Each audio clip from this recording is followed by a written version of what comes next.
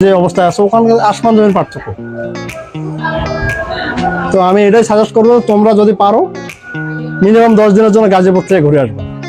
ওখানে গেলে তোমাদের দেখবা যে মেন্টালিটি 50% থেকে 80% চেঞ্জ হয়ে যাবে, যে আমি জব প্রিপারেশন নেব নাকি অ্যাডমিশন নেব নাকি বিএসসি করব নাকি আমি কোম্পানিতে ঢুকে যাব, তোমরা অটোমেটিক অ্যান্সার পেয়ে যাবে।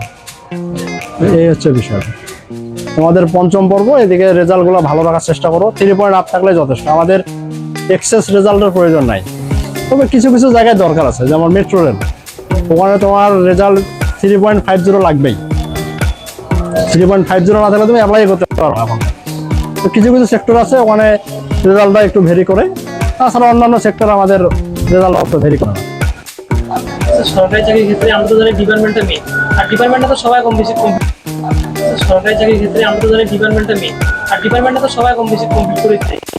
মনে একটা কিন্তু বিশাল সিলেবাস, যার সরকারি চাকরির জন্য যাবো, তাহলে আমরা ডিপ্লোমা থাকতে কোন বিষয়গুলো আগে প্রাধান্য দিতে পারি, যেটা আমার পরবর্তীতে কাজে লাগবে। মানে সেটা কি নন টেকনিক্যাল নাকি টেকনিক্যাল?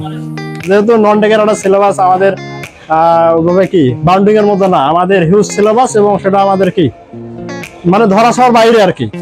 এটাই সব থেকে যেটা গুরুত্বপূর্ণ হয়েছে আমার ক্ষেত্রে বলি, সব থেকে ভালো হয় প্রথমের দিকে বিস্তারিত পড়া। আমি ওটাই করছিলাম প্রথমের দিকে, একটু মাথাটাও ভালো ফ্রেশ থাকে, কোনো চাপ থাকে না, পরীক্ষার টেনশন থাকে না, ভালো হবে। ডিটেলস পড়বা যতটুকু পারা যায়, ডিটেলস পড়ে তুমি আস্তে আস্তে কি শর্টেজ করবা। শর্টেজ কিরকম, বিগত সালের যে পরীক্ষাগুলো হচ্ছে সেই পরীক্ষাগুলো থেকে দেখতেছো কোন সালটা বা কোন প্রশ্নটা তোমার বেশি আসতেছে, সেই প্রশ্নগুলো তোমরা বারবার রিভিশন করবে। আর রিভিশন প্লাস প্র্যাকটিক্যাল, রিভিশন পরীক্ষা, এটার কোনো বিকল্প নাই। তোমার পোস্ট যদি একটাও হয় তুমি ওখানে অ্যাপ্লাই করো, পরীক্ষা দাও, তোমার চাকরি হওয়ার দরকার নেই।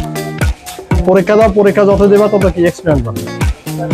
এই এক্সপিরিয়েন্স বাড়তে বাড়তে অবশ্যই সৃষ্টিকর্তা আল্লাহ চাইলে কোনো না কোনো জায়গাটা ব্যবস্থা হয়ে যাবে। তোমাদের এখন অনেক সময় আছে, পঞ্চম পর্ব, তোমরা আগে বের হয়ে একটা ডিসিশন মেক করার বিষয় আছে, ফ্যামিলিগতভাবে একটা বিষয় আছে, এগুলা সবকিছু জাস্টিফাই করে, এগুলা সব করে তোমাদের একটা ডিসিশন নিতে হবে। ডিসিশন তো সবসময় চেঞ্জ হয়।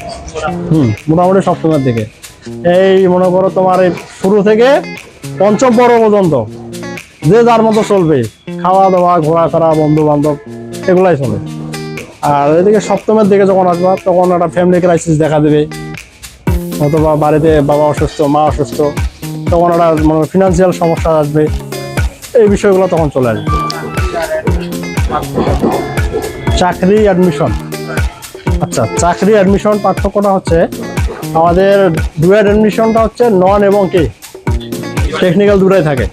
কোচিংয়ে যখন তুমি করবা, ক্লাস করবা কোচিংয়ে, আমাদের যে আঞ্চলিক কোচিংগুলো আছে ওখান থেকে তুমি একটা ফ্যাসিলিটিস পাবা, সেটা হচ্ছে ডিপার্টমেন্টটা তুমি ক্লিয়ার করতে পারো। তোমরা বর্তমান পলিটেকনিকে যারা পড়তেছো কিছুই পড়তেছো না, কিন্তু জাস্ট বইয়ে যেটা আছে ওটাই পড়তেছো। কিন্তু যখন তোমরা একটা আঞ্চলিক কোচিংয়ের অ্যাডমিশনের জন্য যাবা, তোমার ডিপার্টমেন্টটা মোটামুটি তোমার বেসিকটা ক্লিয়ার করে দেবে।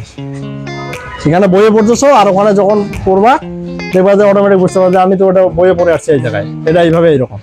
তো এটা ফ্যাসিলিটি হচ্ছে তোমার ডিপার্টমেন্টটা ক্লিয়ার হয়ে যাবে, বেসিকটা।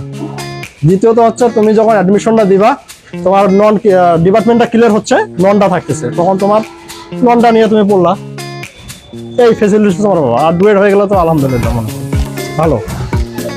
এইটা হচ্ছে ফ্যাসিলিটিস পাবো অ্যাডমিশন এবং জবের মধ্যে,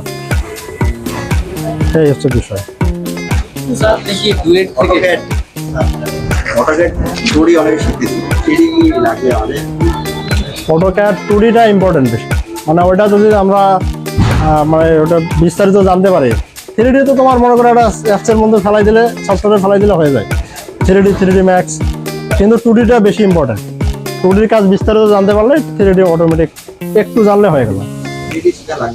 হ্যাঁ কিছু শিখতে হবে অবশ্যই, তো বেসিক কিছু শিখতে হবে। আর অ্যাডমিশন বলতে আমরা ইন্টার্নি করছিলাম রংপুরেই। মোটামুটি আমাদের যারা প্রথমের দিকে ছিলাম, আমরা কিন্তু মানে অত খারাপ স্টুডেন্টও ছিলাম না, আবার একবারে হাই প্রথম শ্রেণীর সেটাও ছিলাম না, মিডিয়াম, খারাপ বলা যাবে না। তো আমরা যখন অ্যাটাচমেন্টে আসলো, আমাদের সুযোগ আসলো, স্যাররা আমাদের একটা লিস্ট ধরা দিল যে কারা কারা ঢাকায় যাবা, কারা কারা রংপুরে করবো, কারা কারা কোথায় করবো। তো আমরা মোটামুটি 10 জন ফ্রেন্ড আমরা রংপুরে সিলেক্ট করলাম, এবং এটা প্রাইভেট একটা কোম্পানিতে। আমরা অ্যাটাচমেন্টে কিছু শিখতে পারি নাই। তোমরা হয়তো বা সপ্তম পর্বে অষ্টম পর্বে অ্যাটাচমেন্টে আসলে আমাদের শিক্ষাতে পাবা, আমাদের শিক্ষা প্রকৌশল কিন্তু অ্যাটাচমেন্ট করাই, আমরা করাই।